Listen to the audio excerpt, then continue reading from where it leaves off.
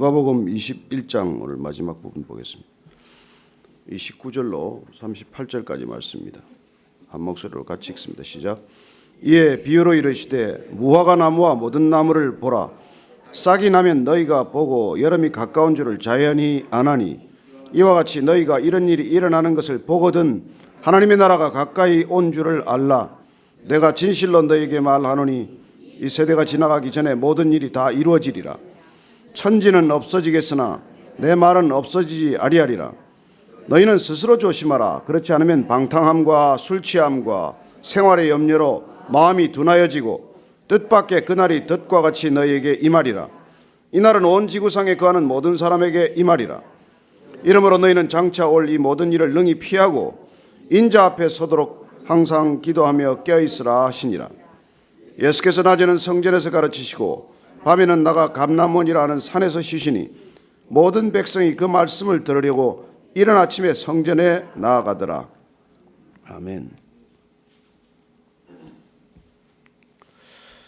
성경은 그렇게 읽기에 편한 책이 아닙니다. 부담스러운 책이에요. 쉽게 읽혀지지 않습니다. 듣고 싶지 않은 말씀이 많습니다. 어쩌면 이 시대 우리가 신앙이 너무나 천박해지고 값싸지게 된 까닭은 너무 쉽게 이 복음을 전하는 때문은 아닌지 우리가 돌아보아야 합니다. 하나님은 부담스러운 얘기를 하세요. 종말에 관한 얘기는 말씀하시기도 부담스럽고 듣기도 부담스러운 말씀이에요. 그러나 그 말씀은 꼭 필요하기 때문에 하시는 말씀입니다. 우리는 사랑하는 사람에게 부담스러워도 말합니다. 여러분들이 사랑하는 가족들에게 부담스럽다고 말을 피하다가는 관계가 더 어려워진다는 것을 우리가 잘 알고 있습니다. 언젠가요? 그게 그 에릭 시걸인가요? 옛날에 뭐 러브스토리라는 영화, 여기는 보니까 그걸 기억할 만한 연세 드신 분들이 좀 보이는데, 러브스토리라는, 저는 뭐 내용은 거의 다 잊어버렸는데 거기 나오는 대사가 하나 우리가 기억하는 게 있어요. 그게 Love means never having to say you are sorry. 예? 사랑은 미안하다고 말할 필요가 없는 거야. 뭐 둘이 아마 투닥거리다가 그 얘기가 나왔던 모양이에요. 미안하다 그랬더니, 야, 사랑한다는 건 말이야, 미안하다고 얘기할 필요가 없는 거야. 주님께서는 우리에게 부담스러운 얘기를 하면서 내가 미안하지만 너 이 얘기 좀 들어주겠니? 그러지 않습니다. 그분은 우리를 사랑하시기 때문에 거침없이 말하시는 분이에요. 저는 여러분들이 서로 사랑한다는 것은 그렇게 말하는 걸 너무 미안해하지 않는 것을 뜻한다고 믿습니다. 여러분들이 서로 통독반을 하면서 또 공동체를 이루어가면서 정말 기도하고 사랑하는 마음을 주시면은 꼭 얘기해야 될 거는 얘기하시기 바랍니다. 우리는 이 교회라고 하는 피상적인 관계 속에만 머물러 있으면은 그야말로 그냥 겉으로 스쳐가는 그런 관계밖에 되지 않아요. 주님께서 우리에게 마지막에 내가 친구라 하리라 그래요. 친구라고. 여러분, 친구란 부담스러운 얘기를 할 수 있는 관계예요. 저는 주님을 여러분들이 친구로 여기시면 주님께서 그 친밀감, 그 사랑 때문에 거침없이 말씀하시는 분이라는 것을 우리가 받아들이고, 또 그렇게 말씀해 주시는 것을 우리가 감사하게 받아들여야 된다는 것이죠. 정말 뼈아픈 얘기들이 있습니다. 그러나 그런 얘기들이 우리가 사랑하기 때문에 들려주는 하나님의 음성이라면 우리가 그냥 감사하게 받아들여야 되는 것이죠. 오늘 주님께서 그 부담스러운 종말에 관한 비유를 다시 무화과 나무에 비유합니다. 29절 31절까지 읽습니다. 시작. 이에 비유로 이르시되 무화과 나무와 모든 나무를 보라. 싹이 나면 너희가 보고 여름이 가까운 줄을 자연히 아나니 이와 같이 너희가 이런 일이 일어나는 것을 보거든 하나님의 나라가 가까이 온 줄을 알라. 우리는 징조나 조짐을 보면은 무슨 일이 있을지를 압니다. 여러분, 큰일이 터지기 전에 대개 무슨 징조가 있지 않습니까? 여러분, 관계가 파탄나기 전에 무슨 불안한 불길한 여러 가지 마음들의 어려움이 있지 않습니까? 여러분, 지진이 오기 전에 무슨 전조들이 있지 않습니까? 우린 잘 몰라요. 그러나 대지진, 적어도 강도 7 이하, 진도 7 이하의 큰 지진을 보면은 보통 모든 짐승들이 피하더라고요. 그래서 오늘날 그 지진의 전조로 동물들의 예지 능력을 활용하자는 얘기가 있지만은 과학적 근거가 박하다는 이유로 그걸 또 무시하는 사람들도 많아요. 그러나 어쨌든 큰 지진이 날 때 생명이 있는 것들이 짐승들이 움직이기 시작을 해요. 그래서 뭐 이게 무슨 뭐 두꺼비가 다 길에 나와 있다든지 한겨울에 뱀이 나와가지고 그냥 얼어 죽는 일이 있다든지 무슨 까마귀 떼가 그냥 극심하게 울어제낀다든지 그런 여러 가지 전조들이 있어요. 개미 떼가 또 그렇게 뭐 바다에 기어 올라온다든지 뭐 이상한 일들이 있더라고요. 어쨌건 그런 일들을 보면은 무슨 일이 있을 것이라는 걸 알라는 거예요. 그게 깨어 있는 거예요. 무슨 일이 있어도 자꾸 전조가 있는데도 불구하고 그냥 무심결에 넘어가다가 결국은 큰 일을 겪지 않습니까? 하인리히 법칙이라는 게 있더라고요. 하인리히 법칙이라고 그렇게 우리가 되게 이름 붙는 건 대형 사고가 한번 날려면 중형 사고가 29번 난다는 거예요. 통계를 그렇게 내본 거죠. 그리고 그 대형 사고가 한번 날려면 중형 사고가 29번 나기 전에 또 미미하고 소소하고 우리가 눈치채기는 어렵지만은 아주 작은 사고가 300번에 걸쳐서 일어난다고 말합니다. 그리고 큰 사고가 하나 날려면 300가지 작은 일이 있다가 그리고 또 29번의 또 중형 사고가 일어나다가 그래 어느 날 그렇게 큰 사고 삼풍백화점이 무너진다든지 성수대교가 무너진다든지 하는 그런 사고가 생긴다는 거예요. 저는 우리 사회가 파열음을 내는 이 수많은 소리들에도 불구하고 우리가 무감각하게 지냈기 때문에 정말 나라가 이 지경에 지금 이런 거예요. 왜요? 나라가 어떤데? 먹고 사는데 뭐가 문제인데? 그래요. 여러분들 삼시세끼 먹는데 요새 문제 없습니다. 다니는데 별 문제 없어요. 그러나 보십시오. 지금 트럼프가 내는 시그널도 있고 시진핑이 내는 시그널도 있고 일본에서 일어나고 있는 끊임없는 군국주의적인 부활의 움직임도 있고 이 모든 조짐들이 전조들이 다시 한번 이 한반도에 경량을 예고하고 있는데 우리가 그냥 넉넉고 그냥 지낼 수는 없는 일 아니겠습니까?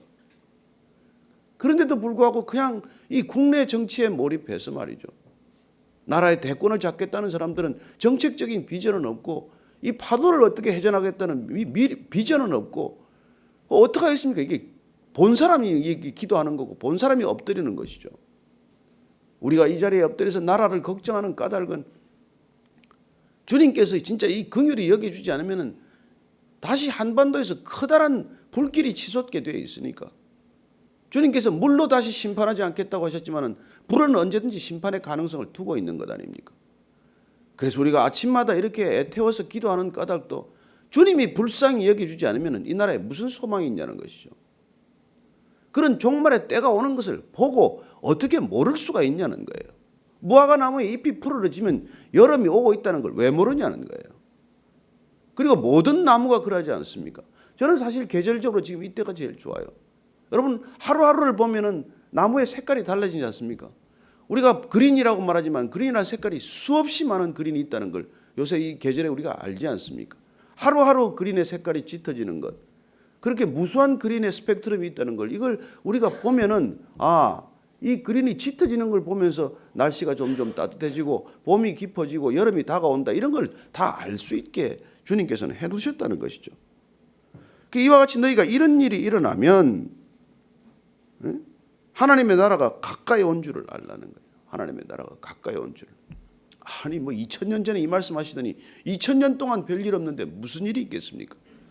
여러분 하나님한테는 1000년이 하루 같고 하루가 1000년 같은 분이에요.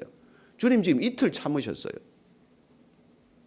그래서 그분이 오심으로 종말에 관한 얘기가 이미 선포가 되었고 그렇게 심판에 관한 말씀을 하신 까닭은 구원과 심판은 동전의 앞뒷면과 같은 것이고 심판을 말하는 것은 우리를 멸망케 하기 위한 것이 아니라 단 한 사람이라도 더 구원하고자 하는 그분의 정말 사랑에서 절절히 솟아나는 구애와도 같은 것이고 사랑의 메시지와도 같은 것이죠.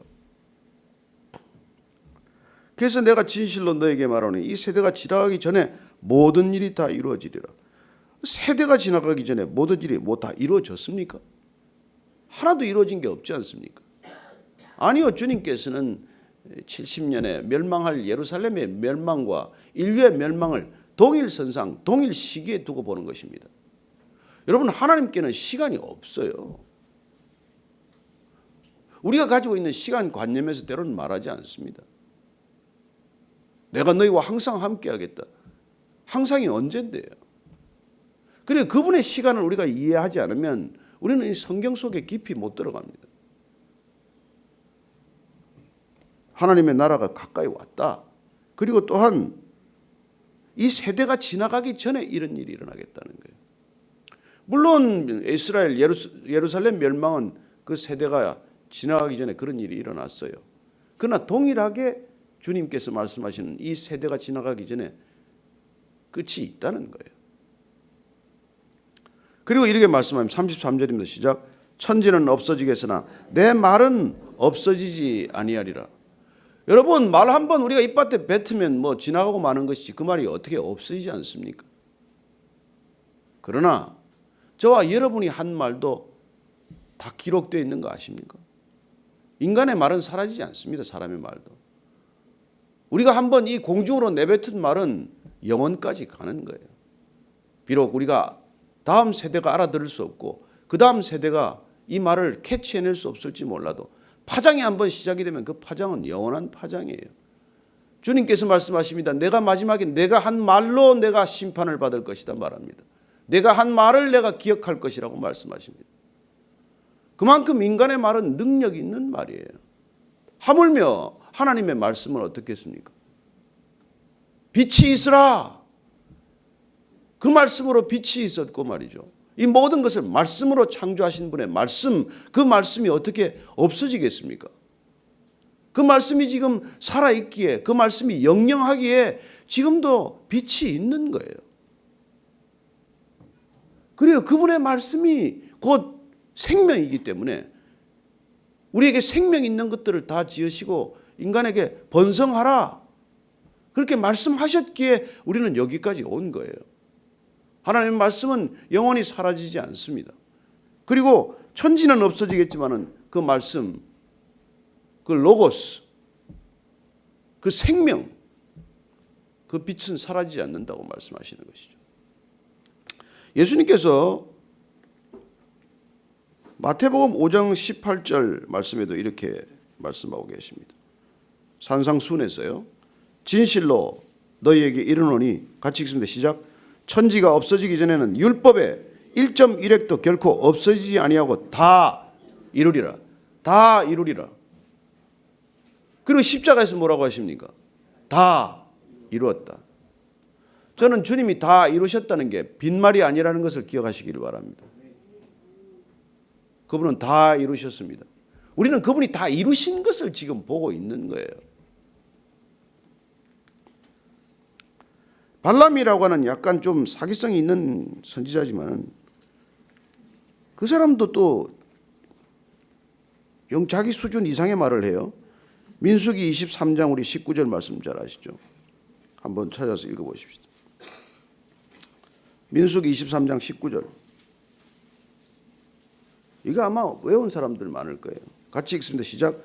하나님은 사람이 아니시니 거짓말을 하지 않으시고 인생이 아니시니 후회가 없으시도다. 어찌 그 말씀하신 바를 행하지 않으시며 하신 말씀을 실행하지 않으시랴. 저는 하나님께서 말씀하신 바를 실행하지 않는 말씀이 없다고 믿습니다. 저는 여러분들이 하나님께서 하신 말씀이 다 이루어지고 있다는 것을 믿으시기 바랍니다. 지금 그 말씀이 이루어지고 있는 거예요. 마지막 불심판이 다가오고 있는 것이죠.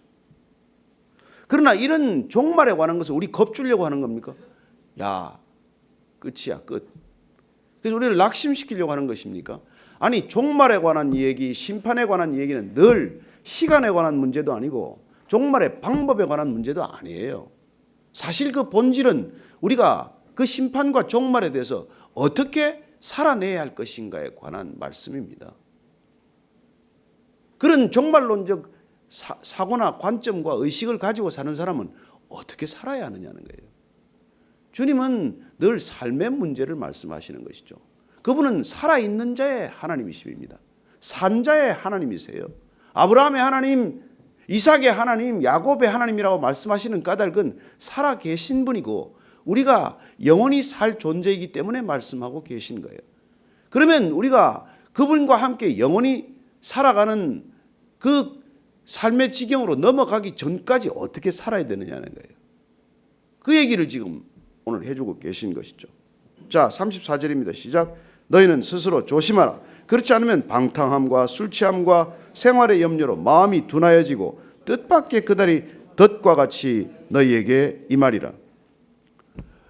여러분, 우리가 얼마나 자칫하면 방탕하기가 쉽습니까?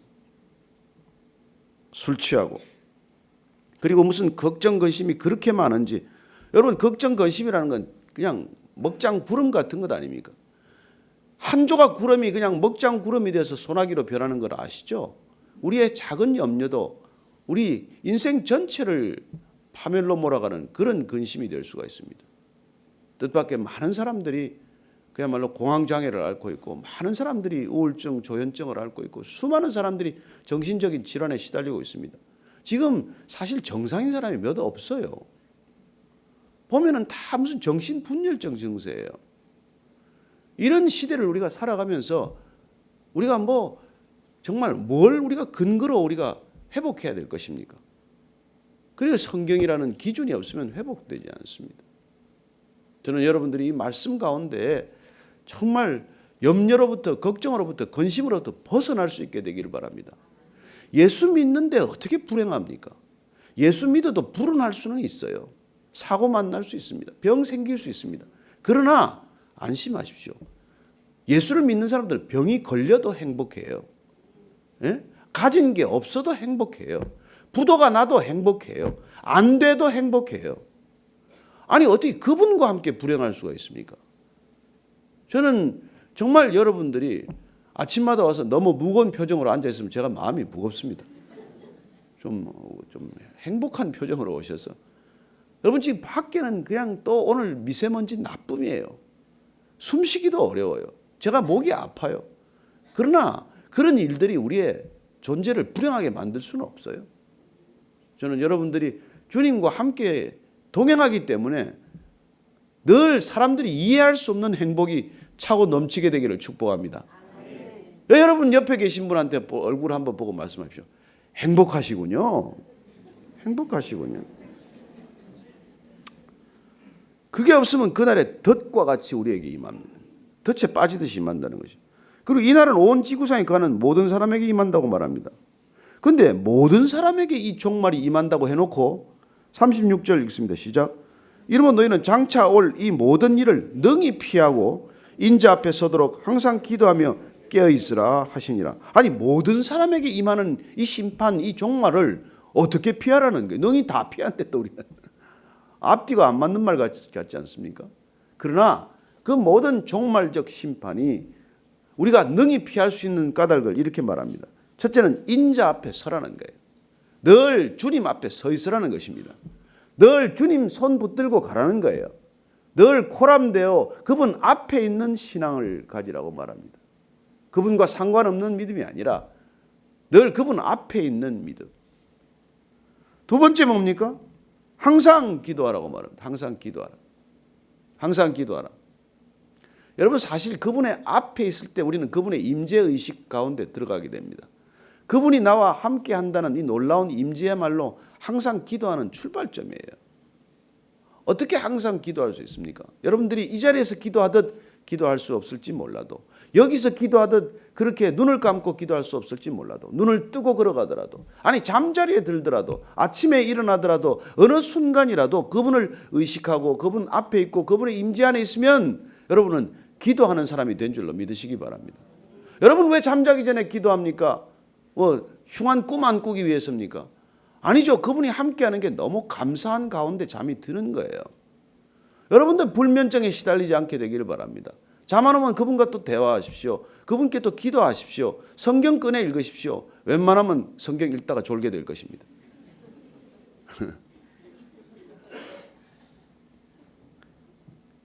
그리고 항상 깨어있으라. 깨어있으라. 여러분, 사실 제가 잘 좀 조는 편이에요. 피곤하기도 하고 어떤 데는 차만 타면 졸기도 하고 해서 졸다가 늘 정말 늘 곁에서 운전해주는 아내한테 야단도 맞고 이러는데 어떻게 앉기만 하면 좋냐?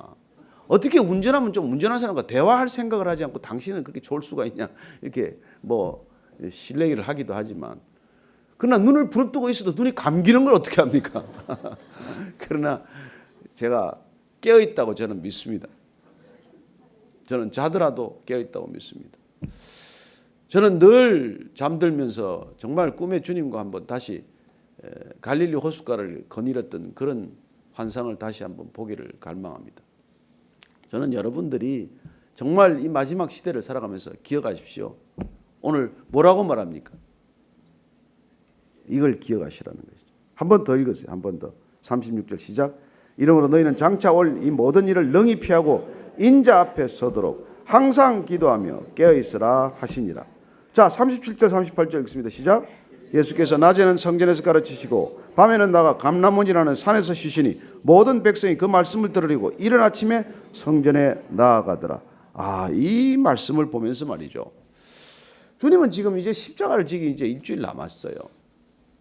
소위 말하는 이제 고난 주간으로 들어가는 겁니다. 여러분 우리가 이제 우리가 보통 죽을 날을 모르니까 이렇게 태평스럽게 살지. 죽은 날짜를 받고 나면 우리가 삶의 태도가 달라지지 않겠습니까? 마음이 조마조마하기도 하고 벌써 이게 떠날 준비하느라고 부산할 거예요. 그런데 예수님은 전혀 미동도 하지 않습니다. 예수님은 떠날 걸 알고 계세요. 십자가를 지러 가시는 길입니다. 십자가 지기 위해서 예루살렘에 올라오셨습니다. 그러면 어디 조용한 데 가서 계속 묵상하면서 마지막 시간을 준비해야 되지 않습니까? 아니에요. 그분은 마지막 순간까지 제자들을 가르치고 성도들을 가르치고 보니까 오늘 낮에는 성전에서 가르치고 밤에는 감람원에 나가서 쉬는 것을 보게 됩니다. 주님의 일상에 흐트러짐이 없습니다. 여러분 우리가 종말을 맞는 태도는 항상 주님 앞에 있어야 합니다. 항상 기도해야 합니다. 항상 깨어 있어야 합니다. 그리고 주님처럼 늘 일상에 충실해야 합니다. 내일 지구에 종말이 오더라도 나는 오늘 사과나무를 심겠다. 스피노자가 하는 걸로 알죠? 아니요. 마틴 루터가 훨씬 전에 얘기한 거래요. 그래서 루터 거기 가면은 그 말이 있어요. 그거 써놨어요. 모르겠습니다. 스피노자가 인용을 했는지 어땠는지 모르겠지만 좌우지간 마틴 루터가 훨씬 앞선 사람이니까 그분이 말씀하신 걸로. 아니 우리가 사과나무 심을 시간은 없고 좌우지간 여러분들에게 주어진 일상에 성실하게 사는 것 그게 종말을 준비하는 가장 분명한 태도입니다. 왜냐하면 여러분 옷 한 번 갈아입는데 무슨 그런 대단한 소란을 떨 게 뭐 있어요? 여러분 헌옷 갈아입고 새 옷 입는데 무슨 요란을 떨고 할 게 뭐 있습니까? 늘 하시던 대로 하다가 옷 갈아입으면 됩니다. 저는 여러분들이 정말 내일 오늘 밤일지 내일 오실지 내년에 오실지 아니 우리 생전에 주님 오시는 걸 못 볼지 몰라도 그러나 늘 우리가 주님 앞에 서 있는 항상 기도하는 항상 깨어있는 자세로 살아갈 때 우리는 우리에게 주어진 일상에서 흐트러짐이 없을 줄로 믿습니다. 오늘 여러분에게 어떤 일이 주어졌습니까? 어떤 만나야 할 사람이 있습니까? 어떤 약속과 어떤 과제가 주어져 있습니까? 성실하게 하십시오. 게으름 피우지 마십시오. 어제 제가 누구 사람을 봤는데 중학교 때 말이죠. 아버지가 술 먹고 노름하고 하는 그 못된 아버지를 만나가지고 아버지가 학교 다니는 애를 끌어다가 이발소에다 갖다 놓고 넌 여기서 일이나 하라고. 그래가지고는 15살부터 27살까지 이발소에서 일을 하는데 단 한 번도 월급을 본 적이 없어요. 아버지가 월급 다 가져갔어요. 술하고 노름하느라고. 근데 불평하지 않고 손에 10손가락에 피가 나도록 그렇게 머리를 깎은 거예요. 올해로 45년간 머리를 깎은 분. 구두해라는 진주에 사는 분 얘기를 어제 봤어요. 놀랍습니다. 그 아버지 밑에 자랐는데 그런 아버지를 원망하지 않고 그 아버지가 월급 다 가져가서 술 먹고 노름하는데 본인은 한 번도 아버지를 원망하지 않고 다만 아버지가 저렇게 사셨으니 나는 술, 담배, 노름, 여자, 게으름 절대로 내 인생에 없다. 단 한 번도 나는 그렇게 살지는 않겠다. 그래서 45년간 아버지한테 그런 수모를 당하고도 술, 담배, 여자, 또 뭐라 그랬죠? 노름, 게으름. 아버지가 맨날 게으르고 말이죠. 그건 우리 아버지가 이미 다 했기 때문에 나는 그거 할 필요가 없다. 그렇게 사는 사람 얘기를 소개를 해요. 그리고는 모든 돈을 꼬깃꼬깃 다 저금을 해서 수없는 사람을 돕는 걸 보았습니다. 그리고 모처럼 자기가 쉬는 날이면 늘 가가지고 80, 90 된 노인들 또 머리 깎아주고 또 어디 가서 머리 깎아주고 자기가 평생 아는 게 이거밖에 없지만 그러나 그렇게 살아가는 한 사람의 얘기를 보면서 저게 종말을 준비하는 태도구나. 나를 위한 시간이 하나도 없어요. 저는 여러분들이 정말 가진 게 아무것도 없어도 초등학교밖에 못 나와도 인생 살아가는데 그렇게 행복할 수가 없어요. 그분은. 저는 여러분들이 이 종말을 살아가면서 누구보다도 행복한 하루하루가 되기를 축복합니다. 같이 기도하십시다. 오늘 이 나라 이 민족이 다시 그런 주 앞에 엎드리면 그런 일이 일어납니다. 주님을 만나면 그런 일이 일어납니다. 진짜 제대로 믿으면 주님 앞에서 게으르지 않습니다. 한번 그렇게 스스로 결단하고 이웃을 위해 기도하는 시간 갖겠습니다. 하나님 아버지, 정말 주 앞에서 부끄럽지 않게 살게 하여 주옵소서. 주님 앞에 흔들리지 않게 살게 하여 주옵소서. 나밖에 모르는 이 시대에 누구든지 내가 행복해야 행복할 것이라고 믿는 이 시대에 누군가를 행복하게 하는 것보다도 더 행복함이 없다는 것, 누구를 기쁘게 하는 것보다도 더 큰 기쁨이 없다는 것 깨닫고 사는 인생들 되게 하시고, 하나님 하루하루 살아가면서 나태하지 않고 게으르지 않고 남을 속이지 않고 눈가림하지 않고 하나님 정직하게 주님 앞에서 날마다 주님 앞에 서 있게 하시고 날마다 기도하게 하시고 항상 깨어있게 하셔서 주님 앞에 서는 날까지 이 걸음 변함없는 걸음 되게 하여 주옵소서. 이 나라 이 민족을 위해서 다시 한번 기도합니다. 주님 불쌍히 여겨 주옵소서. 전쟁이 먹구름처럼 다가오고 있습니다. 주님 이 민족 긍휼히 여겨주시고 다시 한번 주를 위해서 결단코 정결하기로 순결한 백성 되기로 거룩한 백성 되기로 무릎 꿇는 백성들 다 되게 하여 주옵소서. 나라를 이끌겠다고 하는 지도자들 먼저 주님 앞에 무릎 꿇게 하시고 하나님 주님께서 강권적으로라도 무릎 꿇게 하셔서 하나님을 경배하게 하시고 국민을 두려워하게 하시고 하나님 온 세상을 정말 주께로 올려드리는 소명을 다시 한번 받는 지도자들 되게 하여 주옵소서. 살아계신 하나님 아버지, 저희들 오늘 이 마지막 시대를 살아가면서 오직 주 앞에 있게 하시고 항상 기도하게 하시고 늘 깨어있게 하소서. 하나님 보시기에 정말 신실한 나의 종, 내 마음에 합한 종들 다 되게 하여 주옵소서. 나라와 민족이 주 앞에 긍휼함을 받게 하시고 끝까지 주님 뜻을 거스르지 않는, 그리하여 주님께서 긍휼히 여김을 받는 나라와 민족 되게 하여 주옵소서. 이제는 십자가에서 그 긍휼함을 쏟아부어 주신 우리 구주 예수 그리스도의 은혜와 아버지의 무한하신 사랑과 성령의 넘치게 기름 부으심이 오늘 주님 앞에 있기를 결단하고 그리고 늘 기도하기를 결단하며 그리고 항상 깨어있기로 결심하는 이 자리에 고개 숙인 모든 성령의 사람들, 기도의 사람들 위해 지금부터 영원까지 함께 하시기를 간절히 축원하옵나이다.